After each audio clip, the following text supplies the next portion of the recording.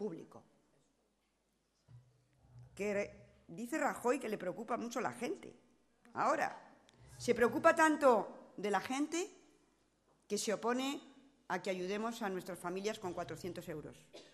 Ha dicho que eso no sirve para nada, se opone y critica que ayudemos en estos momentos a las economías familiares para que tengan mayor capacidad adquisitiva para afrontar la subida de los precios. Se opone, no lo ve razonable. Se opone a que subamos el salario mínimo interprofesional a 800 euros, porque dice que eso, en fin, pues que no sirve. Se opone, sí, se opone a que subamos el salario mínimo a 800 euros.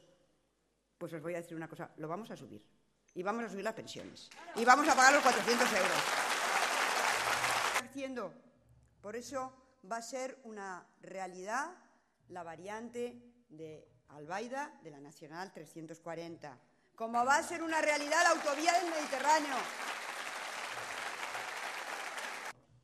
Infraestructuras, os lo he dicho, pero también va a ser una realidad la recuperación de nuestro patrimonio, el Palau de la Vila y el Palau de los Marquesos de Albaida, que me he comprometido esta tarde a rehabilitarlo. Sí.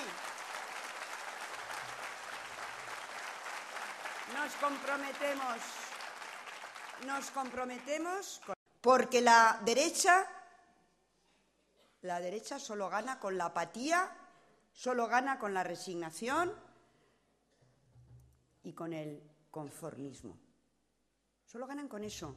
Por eso insultan, por eso mienten, por eso confrontan, porque a ellos les interesa la gente cansada, la gente cansada de la política, desinhibida.